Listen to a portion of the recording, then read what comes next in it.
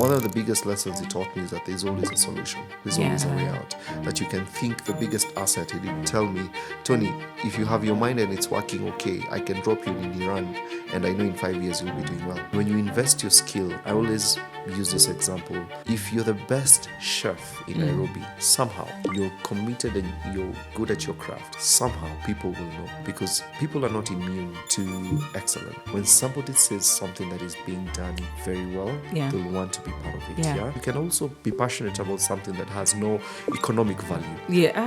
Right?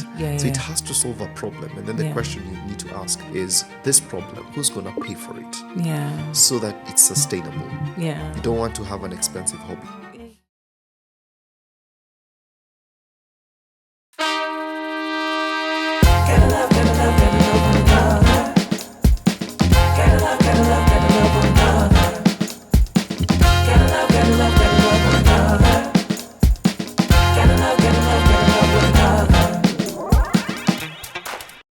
Don't build actively, then you're building for failure passively, right? So in this season, my focus has been, number one, there's the work, and right now building the business has been my focus. Expanding our goal is to get into 16 key markets in Africa. Purpose, in my view, I think it's very unique also. We might seem to be doing the same thing but it's like fingerprints. And this destiny thing is like, there's a combination that actually unlocks a realm. How do you treat the waiters? How do you treat the gatekeepers? How do you treat your workers even in the office? So for me, the same is something I also do with the people that God has entrusted me to work with. I was in hospital, I was in HDU for 1 week, and none of my projects actually failed. There was a team to take, and guys actually stepped up. So I learned that you have to trust people. Hey family, welcome back to the Grace and Glory podcast, and welcome back to season 4, the era you've been praying for. So if you missed part 1 of this conversation, please go back and listen first. You'll thank me later. Last week, we sat with Anthony and we built the foundation. We talked about how he was formed, the faith his mother poured into him, the community that raised him, his marriage, his approach to fatherhood, and the rhythms that hold him together. And today, we go into the build. We're going into the marketplace, into the men's community he leads, into kingdom business community that he's building, and into the long game legacy, health, and what he wants to be true 20 years from now. So, Anthony, welcome back. Thank you. And we're ready to go. I want to get into the episode. So I'm going to, continue with the questions we had in part 1. So if you didn't hear Anthony's intro, you need to go back and watch part 1. We did a bit of justice on that intro. So we're just going to continue. Last week we built on the foundation. Today we're going into the expression. And I want to start with the question that this whole episode hinges on, because for so long the kingdom and the marketplace has been treated like two different worlds, as I shared earlier, and you walk between them every single day. And I think in part 1 you highlighted that so well. How do you actually integrate them? The theory version, like integrating your your spiritual side and your professional. How do you? I think I might have asked this in a different way, but maybe if you could, in practice, in my theory. So that's a good question. I think. Number one, from a kingdom perspective, like I mentioned, is that any kingdom has a culture. It has its own value systems. It has its own way of doing things. That you do not necessarily have to conform to how things are actually done, right? But then you find in the marketplace, it's like clashing, of certain things. So it's a question of bringing the kingdom way and how you do it. Like, for instance, we are a British colony as a country, right? That's why our cars right-handed. Most of our buildings are also, very Victorian. And even our own constitution, our own, the legal setup, jurisdiction-wise, it takes semblance some form of the colony, right? And I do believe that's our kingdom advancement looks like. That even in the marketplace, we need to do things God's way. And you realize that, for me, I look at the Bible as a business. manual. Yes, as a business manual, because it's taught me a lot of things that you can actually apply, principles that are without doubt that gives results. So it's understanding that. So for me, from a kingdom perspective, is number one, I need to showcase the excellence of the kingdom. Number two, how to do things the kingdom way, how to do things right, and learning also from how then do you also influence this way, because it's your assignment, it's my assignment as well. And that is my pulpit. I may never get a mic to preach in any church, but every day I show up in the marketplace, that is my pulpit. That's the opportunity. The customers I serve, the clients I engage, the boards I'm privileged to to be in, the different forums, with government envoys, dignitaries, ministers, and even presidential roundtables at times. That shows me that is actually the platform that God has given me for influence. How I use it is now entirely up to me. But how I know how to use it is alignment to the kingdom agenda. Exactly. Because I'm like an ambassador. I'm sent forth into the world, but not to be of the world. Exactly. And for people, especially in the marketplace, you'd find sometimes you're sent into the most secular of places. And that is where Jesus told us that you're salt and you're light. That the value of salt in anything, that salt will always influence the outcome of any food. And light will always influence the outcome. Because no matter how dark that space is, if you're light, something has to change. It can be a small thing as even how you talk to people, how you engage. Like there's one CEO who's a friend of mine. I recently got him to start going to church. Just because we were talking, and he asked me, "Hey, Tony, I've always wondered, tell me, there's something different." Then I'll tell him, I am actually a Christian, and this is what I believe. And then this opened up an opportunity where he was telling me about his church wounds and what happened, and his perspective and how he feels that he was mishandled and whatnot. But that gave me an opening now to tell him, no, there's a better way. There's a better way of doing things, and I invited him to a church, and he showed up and he liked it. And right now I'm just trying to get him to consistently go. But he shows up, right? That for me is kingdom influence. Because this is a CEO who's running almost a Fortune 500 company, an arm of it in Africa. And his influence as a kingdom man also in that organization would matter.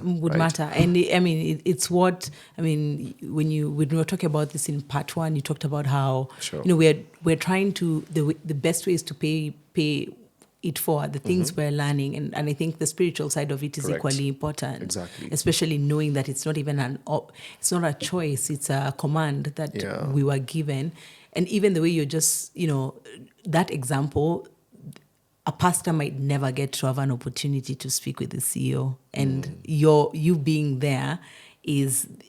It could only be someone in your position who has access to this person to be able to reach them.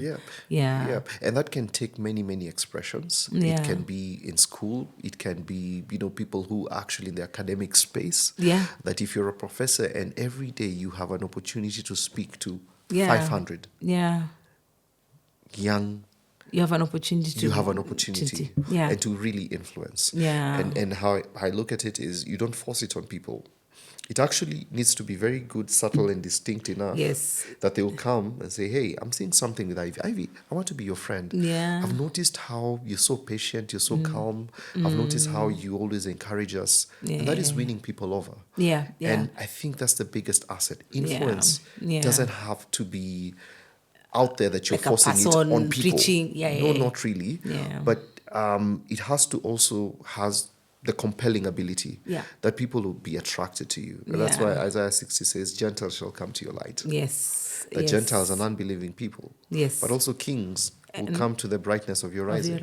That there's a brightness and there's that distinctiveness that will actually attract them to you. Because kings have their own results. They have their own glory. They do not just come to you because any noise maker, just because you're there shouting on TikTok. No, they'll come because you have value. And there's something they can see in you that they can't find anywhere else. And that's why also results matter. Results matter. Excellence matters. Exceptionality matters. Joseph one of my favorite people, was an exceptional guy. Yeah. Have you ever heard of a prisoner that was successful? He was successful as a prisoner. That he was so good. I was just thinking about our prisoners in committee. Yes. That he had such an excellent administrative gift that the guy was running things. In prison. Yeah. Think about it. Yeah. And that's exactly what actually, even in Potiphar's house, he was still running things. And that's exactly what he did in the palace. He was running things. Yeah. So he had the gift. And he had the excellence to back the gift. Yeah. So for me, I feel one of the biggest ways to always announce, especially in a very secular environment, is results. Things that people can actually empirically qualify and quantify. That, wow, this is what you're doing. This is what you stand for. Imagine someone like Michael Jackson. I know there's been this movie about him. Imagine if he actually did an altar call, or he said Jesus is Lord in one of his concerts. How many people will that guy convert? Right. There's a pastor in the UK. His son he's a musician, I think, and so he was saying initially he used to just think like, why is my son doing this crazy hairstyles and going to this concert? Until one time he went and watched his son perform, and after his performance, his son actually does an altar call during his performances, and he was like, now, like, he's such a proud dad, because he said the youth that my son is reaching, I could never reach them. Exactly. And if that's how God allows him to reach them, then he'll allow his son to do it the way he feels that he needs to do it in the most authentic way. So, like, if that means he'll be in dreads, playing a guitar, and people still see Christ in him, then let that be it. 100%. And he said, it was like, for the longest time, we just used to have fights with my son. And I think he shared that story just to also remind us, like, sometimes the way people are used is not in the way that we'd presume. One of the things I used to say, like, a gift that I never knew was important but makes a huge difference, is how being joyful really brings light around to people. 100%. And so I started thinking about, there was a time I was thinking about how Joy Bringers is a ministry. It is. And I even started doing a bit of study in terms of what Joy Bringers actually is in ministry. But food for thought, guys. Just go and research that. But it got me deep into a lot of other things. But that's a story for another day. So let's talk marketplace excellence. Walk us through let's talk about the build, because on paper, your career reads like, because you've been in like all the highlight companies, KPMG. Not all. Except you've been in KPMG, EY. Before, and you've been in Deloitte, so it's only, what did you miss? PwC. My very good friends. they thought I'd join them, but anyway, I told them, no, let me do something different now. You've only missed one, so now you're a partner in cybersecurity, and then you did Deloitte. But I've been in enough rooms to know that the real story is never like the LinkedIn version. 100%. So now I want us to get like into the real version. Walk us through the build of how you got into all of this, the real one, what the cost, the lessons, the moments you've had to walk away from specific things just so that you could build this. Yeah, and it's good for context. Right now, you're mentioned. Yes. And it's a technology company that we're building in the region. It's already in the UK. So my assignment is to build the Africa business, which I've been working on. So I think this will need a full day. I mean, there are many lessons that you learn. One of them is the value of resilience. When you're doing some of, and I think God really was gracious that He gave me platforms that give me access to very strategic people. And they expect value. They expect you to help them solve problems. I've worked with top banks in this region. I've worked with leading, organizations and multinationals as a consultant, including also government. I've had the privilege also at some point. This was actually in the former regime where I was advising the government on some digital technology stuff. In fact, we were even doing some things with the UK government. I recall that time there's a presentation I had to make all the way to State House, right?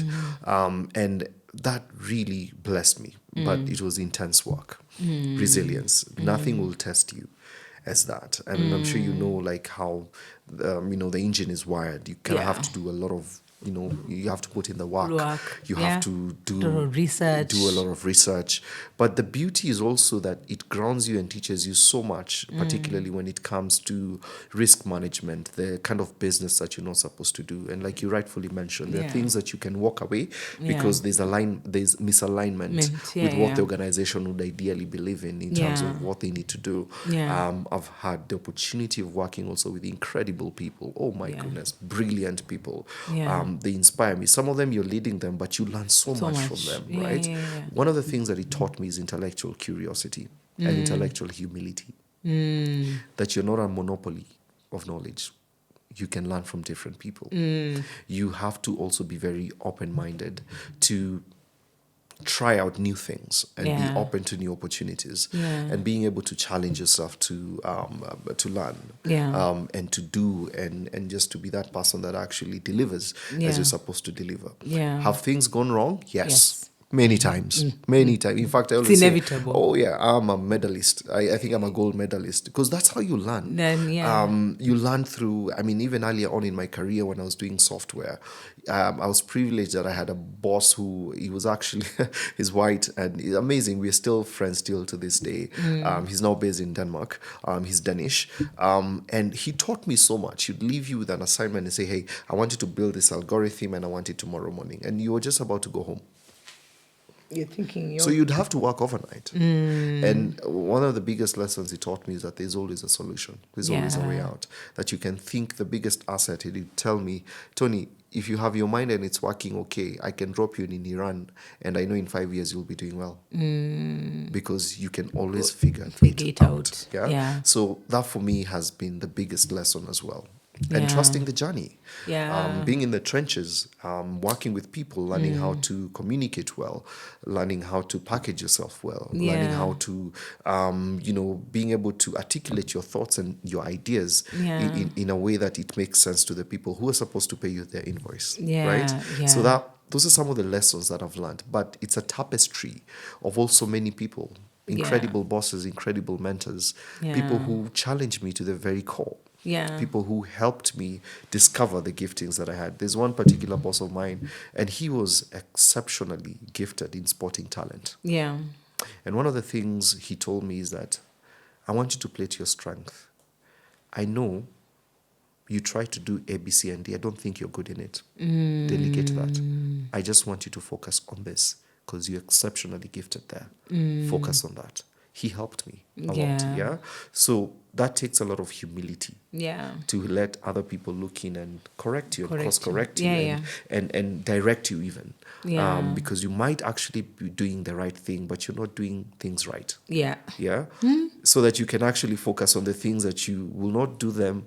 You won't just do the right thing, but you're going to do the things right. And it takes a lot of humility to understand that. So it's been a process. Right now, in the sphere that we are in, we're working a lot with the big four now in technology, Microsoft, now AWS, clients, like the Googles, and particularly Microsoft and AWS, because we are a partner. We are building enterprise platforms with them. It's a whole different ballgame. Man, and the team that I'm working with, incredible engineers. There's a lot of AI tools that we are building and automation that we are doing, especially today. Like right now, there's a team, we're building some agentic platform. It's incredibly intellectually stimulating because this is a whole new realm. And that's when you're learning something that you've not learned before and you're trying to... because it opens your mind, and then there's like the excitement of like learning something 100%. Completely new. And I can tell you my best moments is always when they come up with something and tell me, hey, look at what we built and what we did. And I have to sit down there and nod my head, and these kids are telling me what they did. I'm like, my goodness, how did you even do it? And they're teaching me. Yet they call me the boss, but I'm like, I'm so inspired to just see how creative you guys are, That for me is the most fulfilling thing. Always solve a problem for a customer, for a client in a very unique way. That gives me a lot of fulfillment. But then, like I mentioned earlier, building people is the most important thing. Investing in them, believing in them, giving them also room to make mistakes and to learn from them mistakes and to course correct, because there's something about the brain, when you get something wrong and you're committed to get it right, you'll never forget that lesson. And sometimes you also have to be like an eagle. You know, the eagle, the way they train the eaglets, that you throw then it tries and exactly, you throw it out of the nest until it gets its wings to flap, right? You have to do that. You have to train people that way as well. And I guess it helps also because I think the way you're explaining it puts something into perspective. From the way I'm hearing, and you could correct me if I'm wrong, is you come across as this is something that you're truly passionate about, because I do understand that a lot of the conversations I'm having now with individuals is that a lot of people are in jobs that are paying them well and giving them comfort in terms of luxuries, you know, the benefits of what they've built over the years. But they don't love what they do, and so they feel stuck, because if they leave, they lose money or they lose access to this life they've built, and they have responsibilities. Would you say for you, the fact that you're doing, one, are you doing the thing that you love? And would you say passion makes a difference? Oh, yeah. Yeah. You know, the thing is this, you know, the ikigai thing, huh? Yes, you have to discover what your passion is about. Yeah. You have to discover what the world needs or solves a problem. Yeah. And also what you can make money in terms of vocation from, right? Yeah. So that combination is actually where you find your sweet spot. Yes. Loving what you do is incredibly fulfilling. And it helps you. Particularly the days that you're still trying to break through. It helps you and gives you the fuel, because you're doing it not just for the paycheck, but you're doing it because you love it. And when you love something, you will be invested in it. And when you invest yourself in something, guess what happens? It gives back to you, right? Because there's always a threshold. Man, there's an escape velocity. You will give that thing your energy, your time, your focus. That thing has to give itself. And giving itself can mean many things. Key amongst them is now giving you a flourishing, a vocation. That it gives you money. It starts giving you access to the right places. And when you invest your skill, I always use this example. If you're the best chef in Nairobi, somehow you're committed and you're good at your craft, somehow people will know. Because people are not immune to excellence. When somebody says something that is being done very well, they'll want to be part of it. So it helps. And even the downtimes, because they're there even in business, you know, that passion helps. So identifying what that thing is and where you have a burden also. You know, because you can also be passionate about something that has no economic value. Right? So it has to solve a problem. And then the question you need to ask is, this problem, who's going to pay for it? So that it's sustainable. You don't want to have an expensive hobby. There's that. And the bills are not stopping for us. That's interesting. So what does it mean to you that a kingdom man is in those rooms that you get into, especially because you've mentioned like government and all of that. Especially when it comes to things like shaping policy at national and regional level. Because we've touched on the 7 mountains briefly, but what does that look like for you? You know, this word influence needs to be unpacked. For me, it's influence, nothing more, nothing less. John Maxwell says that leadership is influence, nothing less, nothing more. And one of the things you have to be very clear about is, what are you using that influence for? It's an entrustment, actually, not even a gift. It's an entrustment that God will trust you to speak to the right ears, or you have ears to the right people. That whatever information, you be a conduit. That they will act on that information. But there's your credibility that is on the line there, right? And this is something that can actually be tested, tried. Oh my goodness, I've gone through that. But you have to maintain your sanity by, number one, sticking to the script. And the only person who can give you the script is the author of that script, the architect of that script, and that is God. Hearing that voice clearly, knowing what you've been sent to do, the assignment, being focused on it, and the right people and the right ears. You don't need to speak to everyone. You see, Joseph had a gift, but Joseph didn't have the capacity to implement. Yes. Okay. Yes. That's why the partnership had to be someone who had the gift, but someone who had the infrastructure. Yeah. And that was Pharaoh. Pharaoh had the resources, he had the infrastructure. But Joseph is the one who decoded this challenge, the problem. He came up with a solution. So there had to be that partnership. Yes. When you talk about kingdom influence, are you able to influence the right people? People with the infrastructure to drive also that agenda that you're supposed to drive, the one that you've actually been given. So the duality of that is what we need to understand is whose ear should I have? In each and every room, not everyone is same. In each and every boardroom, in each and every forum, be it in government, are you talking to the people who can actually move the dial? So when you talk about the 7 mountains of influence, I think what you translate that influence to mean is not just them listening to you, but they can act on the information that you're actually giving them. That for me is influence. And that's why I guess, so for you, that's the main. Was it strategic for you to participate, especially because, I mean, you could have opted out of just like doing your normal job, but is it strategic for you that you are part of like this nation policy building forums and initiatives? And if there is the kingdom, what is the kingdom? Because what's the kingdom agenda like at the back of your mind while taking this? Or maybe it could be there's none, but if there is.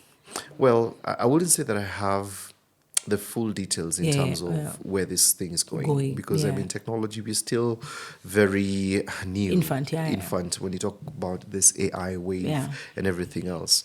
But the interesting thing is that these things actually found me.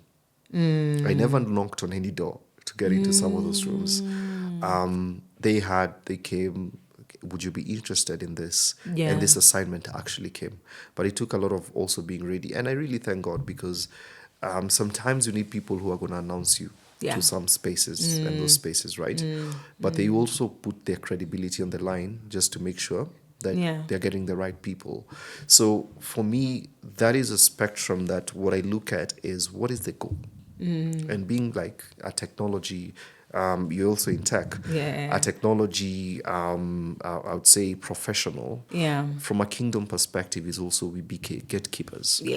And that we also drive this change forward. And that things are also going to work for us as well. In a beneficial way for the kingdom. In a beneficial way for the kingdom. I strongly believe that some of the biggest inventions that we have right now, that it came from God. And it was his desire to give the children of the kingdom.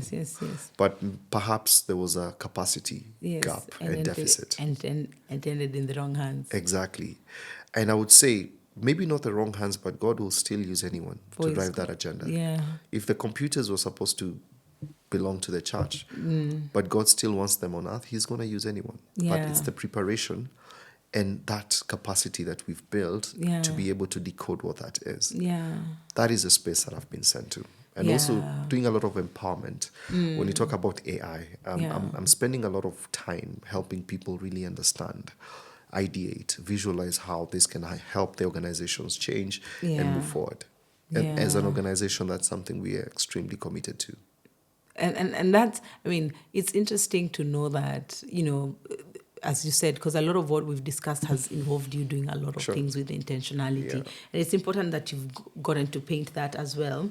Tell us a bit more about the men's community that you've been building around you. What was the burden that started that for you? Right. I think number one, you know, you'll always have a tribe. And understanding that building doesn't have to be isolated. And having people around who are also building. Some of them are doing amazing stuff in agriculture. Some of them run insurance startups or insure tech companies. Some of them are journalists. Some of them are in the capital space. Some of them, professional services, bankers and whatnot. But we can learn from each other. And this is the whole idea, right? There's no monopoly of knowledge and experience. That we can have collective and shared wisdom. But more importantly is, where are we building? What are we building and where are we going, right? So that is something I've been extremely intentional about. But the interesting also thing is, most of these guys, I found them along the way. We sort of converged and we met on the path of assignment. and that's the most interesting thing. And then from all walks of life, and being able actually just to point to each other, support each other so that we build. Men, we don't talk as much. So having safe spaces where people can discuss issues, because I may have a challenge that another man went through and he can help me. I have a friend of mine who runs also a community, it's called Men's Circle. And I've seen men being healed. Really talking about, life challenges, that, I got divorced. How do I recover back? Or I lost a loved one. How do I recover? Someone lost their job. How do we help that person? There's someone who's struggling in business. How do we come together and help our own, right? That's the power of community. And the reason I was asking is because I think as women, us guys just build those ones as... in fact, we can meet today and we are locked in. 100%. But I think men struggle with that. And the reason why actually I try as much as have men on the pod is I spend, because of the space that I'm in, I tend to... The people that stumble upon my path are usually mostly men because of just the professional space is just mostly men. And because of that, I'm exposed to a lot of things and issues that men deal with that maybe I wouldn't have been privy to if I wasn't spending as much time as with these individuals. But interestingly, most of the wise counsel or introspective conversations we have, most of my friends could never have them on the pod. Sometimes I'm always asking, now that we have these conversations, do you have spaces where you speak with other men? And most of them, even when they do have communities, they don't actually talk about these issues. So they are in community, but they do life. So they'd play golf, they'd play football or whatever, but not talk about business, their work. But when it comes to the most sensitive things, stuff, they just, bottle them in. So, and that's the reason why I think, especially since you said there's the men's circle, especially the fact that you said men getting healed, I think we need so many more of those. 100%. And it's great to see that you're doing, because you could have ended it at you being a corporate guy and just that, but being intentional to extend that to just other aspects that also help the community to expand kingdom-wise is pivotal. So one of the questions I was going to say, you said something. You said something earlier around in one of the articles that I read, that success leaves clues, that you have to be a giant, but if you're humble enough, you can walk in the footprints of giants and arrive in the same destination. You said something within those lines. Yes. Who have been your giants? Okay. And whose footprints are you trying to leave for the next generation? Wow, very loaded question. I have so many. So many people I look up to. In fact, I hope it won't be a disservice. I'll just mention a few, but the list is very exhaustive. Because over my life, there are people I've followed very closely. I've studied them. I've walked with them. Some of them I have the privilege of meeting and being in a very neat relationship with them. Some of them I've never met them, but they've mentored me through various, through their books, their articles, their journeys and all that. I'll start with John C. Maxwell. I'm also an avid fan. Yes. Unfortunately, my friend Marcy was to introduce me to him. But he came here? He was last year, but I was out of the country, unfortunately, when he was in the country, Even I was out of the country when he came to Dubai. So I'm a trained John Maxwell, not trained really, but I've read a lot of his content. Student. I'm a student. I'm an avid student on leadership. I learned all my leadership, the philosophy of leadership. I learned it from him. I have have a library. I have a subsection that it's all only John Maxwell books. Yeah, In I fact, have like maybe 6. I'm Yeah. not quite sure library. So I have a section in my bookshelf, Yeah. home library, that I have many of his books, right? So that's someone, and I do believe I'm going to meet him very soon in person. Yes. Maybe last year was not the time, Yes. but I believe time Time has is come. coming. Time is coming. Yeah. I follow people like Strive Masiyiwa. I'm sure you know Strive Masiyiwa. I think, yeah, He's yeah. one of the builders of, he built Econet, and now he's building technology, cassava technology. I think I've Yeah. seen his profile on LinkedIn. Yes, he's one of Yeah. the people that I've really followed. And in fact, I know I'm also going to meet him very, very soon. I was with the CEO of Cassava Technologies just the other day. So I know it's going to happen very, very, very soon. Yeah. But I think for him is also the kingdom mindset. Mindset. He's a Christian believer, but he's doing bold and audacious things, Yeah, right? He yeah. inspires me so well, so much. I have so many people. I mean, Yeah, the list is yeah. endless. But let me Yes. also mention Yeah. my parents, my mom and dad. Yeah. Phenomenal human beings. Yeah. Most of the lessons I've learned in life is through them. Yeah. I've seen the world through their eyes. Yeah. They've guided me. They've shielded me. They have covered me. Yeah. Prayer. They've given me wisdom and direction. There are times when things had gone so bad. I remember there's a time me and my dad, we spoke 6 hours nonstop till like 3 a.m. in the morning. Just that outpouring, you know, and also my spiritual authority. And I can tell you, these are relationships that for me, they're covenantal in their life. Yeah. And the biggest lessons, and these are people who know me extremely well. They Yeah. understand me very well. So they're able to see through everything and call me out. Yeah. And So also I have value your that. best interest, because And there's that. Yes, and they have my best interest. So Yeah. I have so many people that I've followed. My mentors, I have business mentors, I have marriage mentors, I have fitness mentors. Imagine, my fitness mentor is 5 years my junior. So I Yeah. follow in his footsteps because I want to look like him. You know? Yes, yeah, for Yeah. sure. Like, I mean, I've always believed that at every age and at every phase of someone's life, there is something that they could still like Correct. teach 100%. another person. Yes. And so, things like, it's never really a matter of experience or a lot of experience per se or age that just like you're learning, it's also possible. 100%. Well- And I can tell you that least when we look at in mentorship, Yeah. as we wrap up, mentorship should be, it's like a prophecy of where you should go. That when I look at my mentor, is someone I want to be where they Emulate. are, right? And the spirit of mentorship, my best mentors, they always tell me, Tony, I want you even to go further. I should not be the limit. Let me be a template, but you can go further. So let me give you the runway. So that what took me 10 years should take you 2 or 5. Yes. Now that's the spirit of mentorship. Yeah. And I'm grateful to have men and women who have done that for me.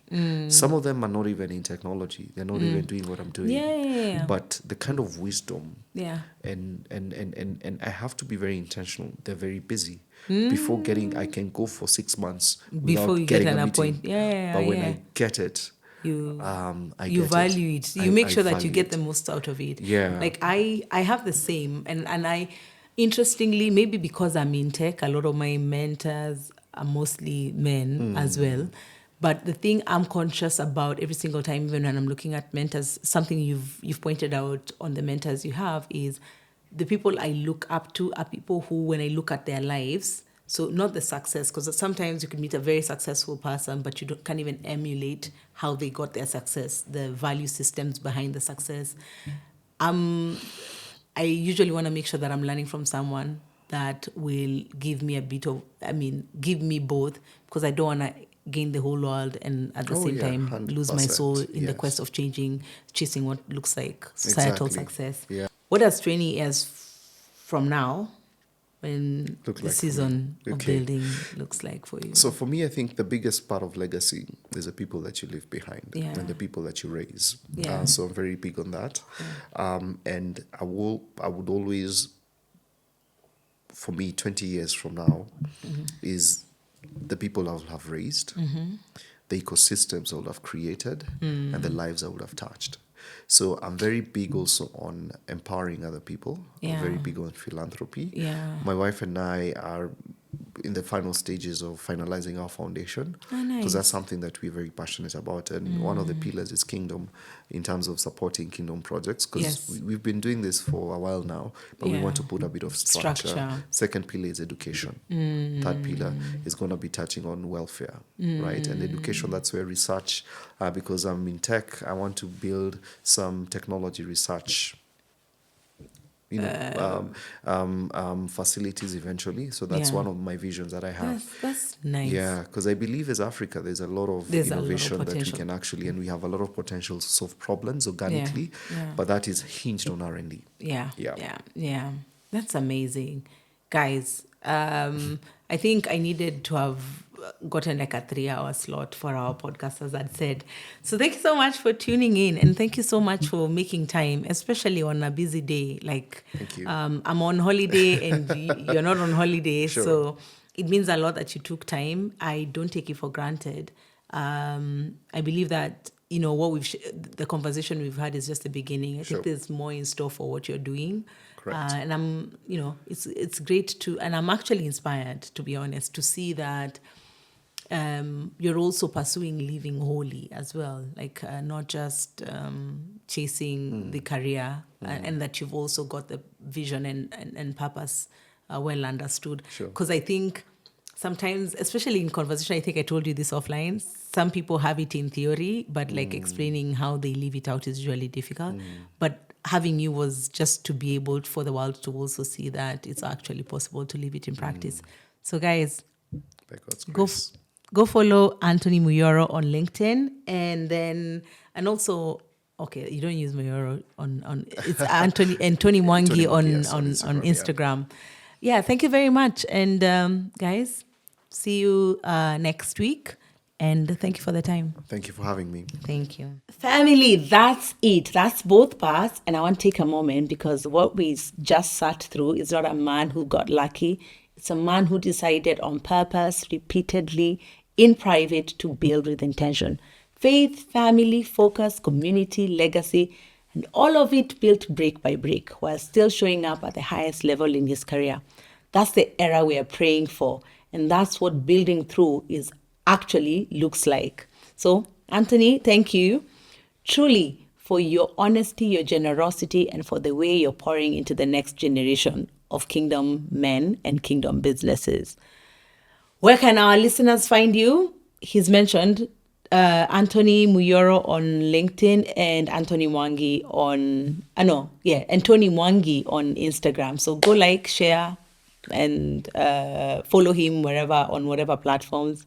And one last thing for our listeners, if something Anthony said today landed in your spirit, if you're realizing that your career is the area you need to stop surviving and start building with intention, guess what? The Career Reset Challenge is where we walk that out together. Spirit-led, strategy-backed, and built for people doing this work in the middle of everything else. All the details are in the show notes, so don't wait for life to get neat. Build through it. That's a wrap on this conversation. So until next week, go live holy, go build on purpose, and remember, this is the era you've been praying for, so walk into it. I'm your host, Ivy, and this has been the Grace and Glow Up Podcast. Gotta love, gotta love, gotta love, gotta love. Gotta love, gotta love.